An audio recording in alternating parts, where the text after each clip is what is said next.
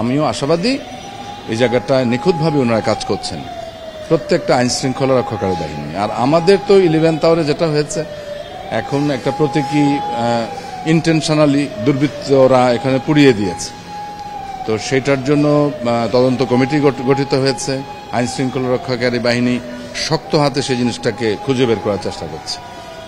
তো এই আর কি অবস্থা। আর আমাদের কাজের ওখানে মোটামুটি যা আছে, যতটুকু আছে তা নিয়েই তো আমাদের র্যালি করতে হবে। আমি আগেও বলেছি যে আমাদের কাজ কিন্তু প্রস্তুতি অন্যান্য বছরের তুলনায় অনেক বেশি ছিল, ফলে একটা দুইটা যদি কোনো কারণে যদি আমরা কম নেই, তাহলে যে খুব আমাদের সৌন্দর্যের শোভাবর্ধনের খুব অসুবিধা হয়ে যাবে এমন তর না। আবার ইতিমধ্যে উৎসুক ছাত্ররা এবং বর্তমান এবং প্রাক্তন ছাত্ররা তারা কিন্তু আবার প্রতীকী কি যেন করা শুরু করেছে, আমি যেতেও পারিনি, তো শুরু করেছে। তারা চাইছে যে এটাকে রিকভার করতে। একদিনে কতখানি হবে এটা আমি এখনো নিশ্চিত করে বলতে পারছি না। হলে র্যালিতে যাবে, না হলে যাবে না, বিষয়টা এরকম। সেটা ওই যেটা পুড়িয়ে ফেলছে সেরকম প্রতীকী ফেসিবাদের মুখাকৃতি আরেকটা করবার উদ্যোগ গ্রহণ করে হচ্ছে। সকল মোটিভগুলো যারা করেছিল, অন্যান্য মোটিভগুলো যে সমস্ত ভাস্কররা করেছিল, শিল্পীরা যুক্ত ছিল, সবাই মিলে, কারণ এটা একটা চেতনায় আঘাত এসেছে। শিল্পীরা মনে করে যে তাদের শিল্পকর্ম নষ্ট হয়েছে, তারা চেষ্টা করছে প্রাণান্তর দিন রাত। কালকেও সারা রাত প্রায় কাজ হয়েছে, আজকেও সারা রাত কাজ হবে। যদি কাজটা সম্পন্ন হয় তবে র্যালিতে যাবে। আমরা কমিটিতে যারা আছে কেন্দ্রীয়ভাবে আমরা ডিসিশন নেব যে না ঠিক আছে, যাওয়া যায় কিনা, নেওয়ার মতন উপযোগী হয়েছে কিনা। কাজ করছে অ্যালামনাই এবং বর্তমান স্টুডেন্টরা। আরেকদিকে আতঙ্কও কিছু আছে, ভুল বিভ্রান্তি ছড়িয়ে দেওয়া হচ্ছে। একটা মহল উদ্দেশ্য প্রণোদিতভাবে এই জিনিসটাকে আতঙ্ক ছড়িয়ে দিচ্ছে। এটা তো আর বলার অবকাশ রাখে না। কত বড় আতঙ্ক ছড়িয়েছে আগুন দিয়ে পুড়িয়ে। সেই মহলটা কিন্তু বারবার বিভিন্নভাবে কিন্তু তারা নানান রকম অজুহাতে পায়তারা করছে। মানে প্রশাসনের কাছে এসে যে তারা বলবে কাজে যুক্ত হওয়ার জন্য, সেটা সংখ্যায় খুবই সামান্য। অত্যন্ত অল্প সংখ্যক শিক্ষার্থী, তারা কি মনে করছে এটা আমি বুঝতে পারছি না। আমার কাছে এসে কথা বলবে। আপনি বিশ্বমানের থার্মিক্স রড, সালাম স্টিল থার্মিক্স, দেশের একমাত্র থার্মিক্স রড। বছর আমাদের এটা একাডেমিক কার্যক্রম দেখাতে হয়। বিশ্ববিদ্যালয়ে কিন্তু 15-20 দিন ক্লাস বন্ধ রাখা যায় না। তো আমাদের এখানে চারুকলা অনুষদে এতগুলো জাতীয় উৎসব করি, প্রত্যেকটা যদি আমাদের এরকম বন্ধ ক্লাস রেখে করি, তাহলে তো ছাত্রছাত্রীদের লেখাপড়ার জায়গাটা ব্যাহত হবে। ফলে একাডেমিকভাবে এইবার সিদ্ধান্ত হয়েছে যে ওই সম্মিলিতভাবে কাজটা করতে হবে, ছাত্র শিক্ষক মিলে। যে এটা একাডেমিক কার্যক্রমের অংশ হিসাবে একাডেমিক সিদ্ধান্ত।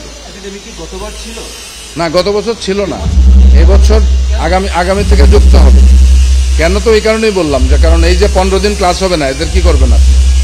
এর আগে 30 বছর তো সমস্যা হয়নি, হঠাৎ করে এই বছর থেকে কারণ আগের কারিকুলাম, সিলেবাস, পদ্ধতি, শিক্ষার মান উন্নয়ন, এগুলো অনেক পরিবর্তন হয়েছে আপনি জানেন।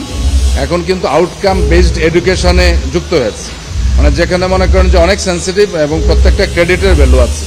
এই সমস্ত একাডেমিক বিবেচনা সাপেক্ষে আমরা সকল শিক্ষক মিলে সিদ্ধান্ত গৃহীত হয়েছে। এমনকি এই বৈশাখ কর্মকাণ্ড শুরু করার শুরু থেকেই সকল ছাত্র, সকল শিক্ষকদের নিয়ে বৈঠক করেই কিন্তু আমরা এই কাজ শুরু করেছি। এখন ওরা তো আমার কাছে আসেনি যে কাজ করতে চাই কিংবা আমরা এইভাবে যুক্ত হতে চাই। আসলো কখন? একটা গণমাধ্যমে বিবৃতি দিয়ে তারপরে এসে দুঃখ প্রকাশ করেছে, স্যার এরকম। আমি বললাম যে আমাদের মধ্যে এত বিভাজনটা তো দরকার ছিল না। আমাকে তো একটা টেক্সট করতে পারতো, একটা ফোন করতে পারতো, কিংবা আমাকে তো নিয়ম মতো কিন্তু একটা চিঠি দিতে পারতো। তো সেটা তারা করে নাই। না করে করছে কি, তারা বিভিন্ন জায়গায় তাদের নানান ফেসবুক অ্যাক্টিভিটি করছে, তারপরে নানান ধরনের প্রচার প্রপাগান্ডা চালাচ্ছে। প্রত্যেকটা ঘটনাকে তারা ইস্যু করছে। ধন্যবাদ।